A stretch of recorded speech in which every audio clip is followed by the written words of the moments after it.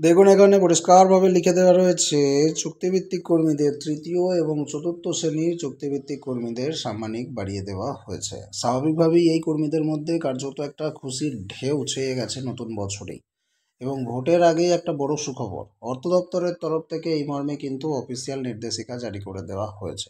আপনাদেরকে একটা ভিডিও বানিয়ে আমি সেই নির্দেশিকা দেখিয়েছি। যদি আপনি না দেখে থাকেন অবশ্যই পুরনো ভিডিও দেখে নেবেন। এখানে বলা আছে নির্দেশিকায় যে চতুর্থ শ্রেণীর চুক্তিভিত্তিক কর্মীদের পারিশ্রমিক বৃদ্ধি করে দেওয়া হয়েছে বছরে 500 থেকে 1000 টাকা। বলে রাখা ভালো যে এই পদে যোগদানের সময় সেই কর্মীরা পারিশ্রমিক হিসেবে যারা 15,000 টাকা পেতেন, 5 বছর ছাড়া ছাড়া পারিশ্রমিক বৃদ্ধি পেয়ে 20 বছর পর তা দাঁড়াতো 37,000।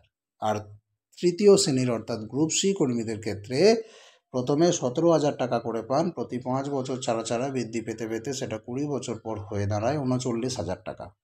বলে রাখা ভালো চুক্তিভিত্তিক তথ্য প্রযুক্তি সহায়ক যারা আছে, অর্থাৎ যারা আইটির কাজগুলো করেন, কম্পিউটার চালান, তাদেরও কিন্তু বেতন বাড়িয়ে দেওয়া হয়েছে, অর্থাৎ রেমুনারেশন বৃদ্ধি করা হয়েছে।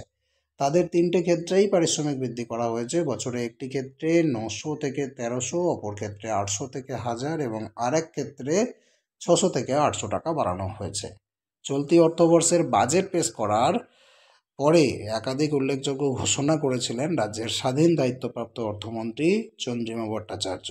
তিনি ঘোষণা করেছিলেন রাজ্যের সরকারি কর্মীদের আরও 4% ডিএ বৃদ্ধি করা হবে। যদিও এরপরেই রাজ্য সরকারি কর্মীদের একাংশ কিন্তু ফুঁসে উঠেছিলেন। এআইসিপিআই অনুযায়ী ডিএ দেওয়ার দাবিতে দীর্ঘদিন ধরেই কিন্তু লড়াই করছিলেন তারা। এই সরকারি কর্মীরা স্পষ্ট জানিয়ে দেন যে আইনি যে লড়াই তারা করছিলেন সেটা চালিয়ে যাবেন। অন্যদিকে কিছু কর্মীরা মুখ্যমন্ত্রী মমতা ব্যানার্জির এই ঘোষণায় স্বস্তি প্রকাশ করেছিলেন। এবার সেই ঘোষণার প্রেক্ষিতেই জারি করা হয়েছে বিজ্ঞপ্তি।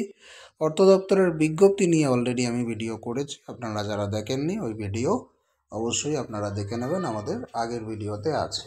এই ভিডিওতে আপনাদেরকে একটা কমেন্ট করতে হবে যে আপনি কোন শ্রেণীর চুক্তিভিত্তিক কর্মী, আর আপনার বেতন বাড়লো কি বাড়েনি আপনি যদি জানতে চান তাহলে অবশ্যই কমেন্ট করুন যে আপনি কোন ডিপার্টমেন্টের কোন কাজে চুক্তিভিত্তিক কর্মচারী হিসেবে আছেন। আমরাও একটা জানার চেষ্টা করছি যে কাদের কাদের প্রকৃতপক্ষে বেতন বাড়লো, কাদের কাদের বাড়লো না। আপনি যদি কমেন্ট করেন তাহলে আপনারও সুবিধা কিছু হবে, আমাদেরও কিছু সুবিধা হবে যদি আমি জানতে পারি এবং সেই অনুযায়ী তথ্য এনে আপনাদেরকে নতুন ভিডিওতে অবগত করব। অবশ্যই কমেন্ট করে জানাবেন যে আপনি কোন ডিপার্টমেন্টে চাকরি করছেন, আপনার বেতন বাড়ার খবর আপনার কাছে স্পষ্ট কি না।